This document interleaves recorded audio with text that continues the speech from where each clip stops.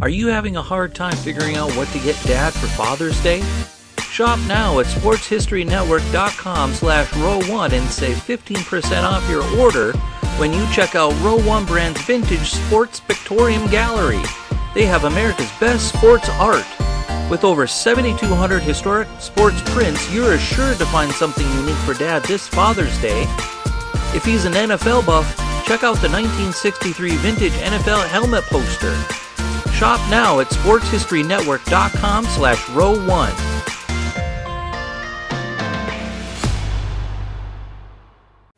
This podcast is part of the Sports History Network, your headquarters for the yesteryear of your favorite sport. You can learn more at sportshistorynetwork.com.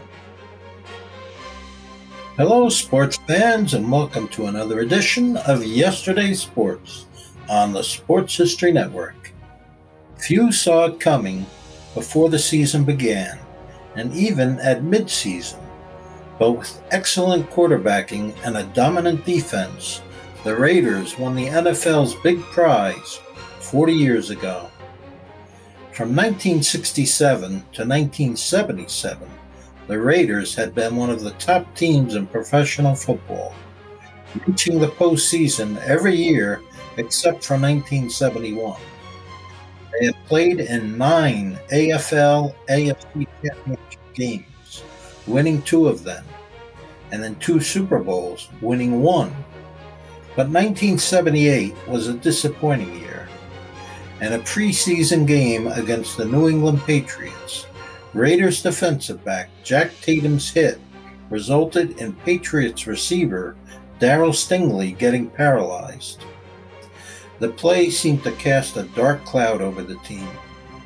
Quarterback Ken Stabler threw 30 interceptions and only 16 touchdowns. Receiver Cliff Brandt scored only 1 touchdown the entire season, and the Raiders failed to reach the playoffs for the first time since 1971. They finished the year 9-7.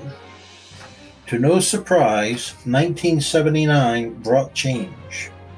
Coach John Madden retired, and assistant coach Tom Flores took over. Future Hall of Famers Willie and Fred Biletnikoff retired. Defensive tackle Otis Sistrunk retired too. And the team traded hard-hitting defensive back George Atkinson to the Denver Broncos. There was more. Defensive end John Matusak spent most of the season on the injured list. And Pro Bowl running back Mark Van Egan had a disappointing year, running for just 818 yards after having 3 seasons in a row with over 1,000 yards. It all added up to another dismal 9-7 record.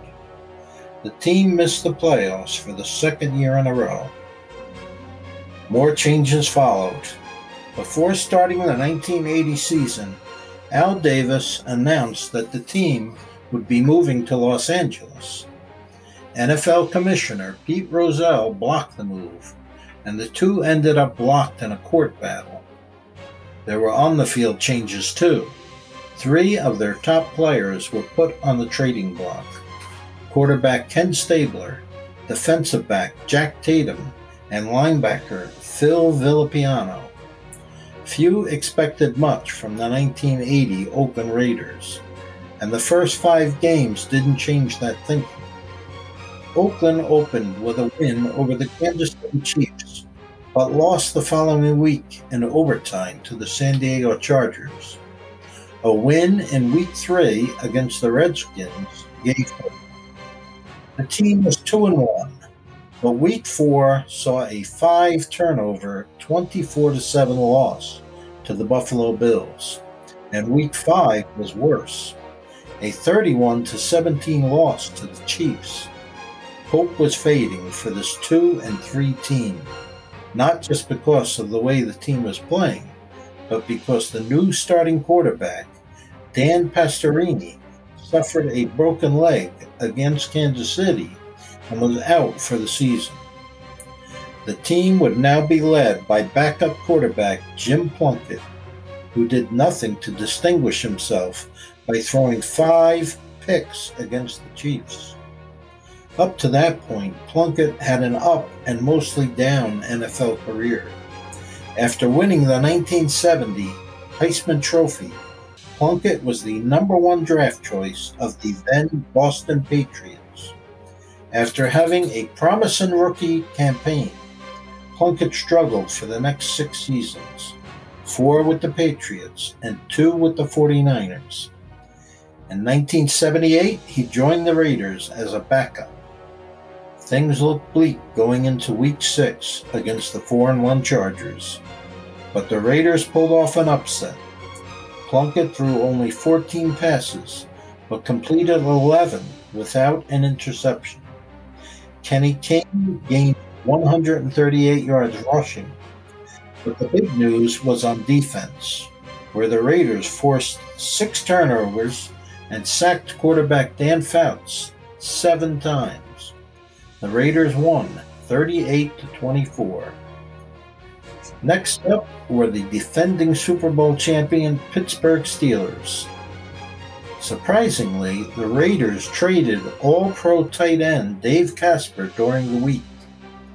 But what the team got in exchange was too good to pass up: a first-round draft choice and 2 second-round choices. And the Raiders had a solid player to replace Casper in 3-time Pro Bowler Raymond Chester.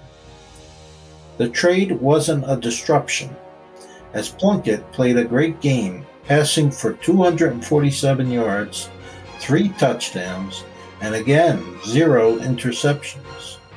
In a shootout, Oakland beat the Steelers 45-34. Under the steady leadership of second-year coach Tom Flores, the team then went on to win their next 4 games, making it 6 wins in a row. With an overall record of 8-3, 5 games remained on the schedule. But it wouldn't be a cakewalk. Only one of their remaining opponents had a losing record. The Raiders went 3-2 in those games to finish the season at 11-5. The good news was on defense, where the Raiders led the league in forcing turnovers with 52 for the season, and they were second in the NFL with 54 sacks. And defensive back Lester Hayes led the league with 13 interceptions. Best of all, the 11-5 record was good enough to get the team into the playoffs as a wild card entry. The first playoff game was the Houston Oilers and former Raiders quarterback Ken Stabler. The Raiders weren't very welcoming to their former signal caller, who had 2 interceptions, and the defense kept hard-running Earl Campbell in check, holding him to 91 yards rushing. The Raiders won going away 27-7. Next up was a trip to brutally cold Cleveland and a matchup with the Browns. The game time temperature hovered near 0 degrees. The Raiders were up 14-12 with less than 1 minute to play, but the Browns had the ball at the Raiders' 13-yard line. Things looked bleak. That's when the defense stepped up once again. Defensive back Mike Davis intercepted a Brian Sight pass intended for tight end Ozzie Newsome, and the Raiders were on their way to the AFC Championship game against the Chargers in sunny San Diego. Defense wasn't the storyline in that game. Even though San Diego outgained the Raiders in yardage, 434 to 362, they also committed 3 turnovers to 0 for Oakland, and the Raiders won 34-27. In a script few thought possible, the Raiders were on their way to the Super Bowl, where they'd face the Philadelphia Eagles. There, the silver and black attack dominated the Eagles, who had defeated Oakland in Week 12. The defense limited Pro Bowl running back Wilbert Montgomery to just 44 yards rushing. The defense had 4 turnovers during the day, 3 through interceptions made by linebacker Rod Martin.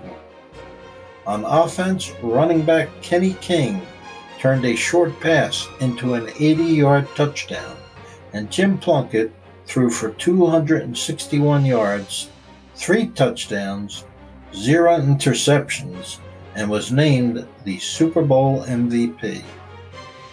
The Raiders won the game 27-10 to become one of the most unlikely teams in NFL history to win a Super Bowl. This podcast is part of the Sports History Network, your headquarters for the yesteryear of your favorite sport. You can learn more at sportshistorynetwork.com. At the Sports History Network, we're all about sports yesteryear, and so we're so pleased to introduce you to Row One, an online memorabilia gallery and shop that brings your sports history to life anywhere. The Row One gallery includes over 5,200 gorgeously reproduced prints of team posters, game program covers, game tickets, advertisements, and more in baseball, pro and college football, pro and college basketball, and more. And any gallery item may be printed in a variety of sizes on wood, metal, canvas, acrylic, or poster paper. And in Row One shop, check out the thousands more of unique items with the retro and historical designs dating back to 1876, including t-shirts, long sleeve shirts, phone cases, mugs, blankets, pillows, towels, and even shower curtains. Go to sportshistorynetwork.com, ROW1, for access to the full Row One catalog and for gallery prints and gift items, plus get a 15% discount off all prints on the Row One Pictorium Gallery with coupon code SHN15. Follow the link on the show notes. We here at the Sports History Network proudly partner with 26 podcasts, all revolving around the history of sports. But did you know that many of our hosts were sports history authors way before they started their shows? It's true. We've got Joe Ziemba, host of When Football Was Football, Joe Zagurski, host of Pro Football in the 1970s, Mark Morthier, host of Yesterday's Sports, Tommy Phillips, host of Lombardi Memories, and Scott Adamson, co-host of From the 55-Yard Line. All these authors have many books for you to choose from. To check them out, go to our website at sportshistorynetwork.com/sportshistorybooks. Pick up your copy today.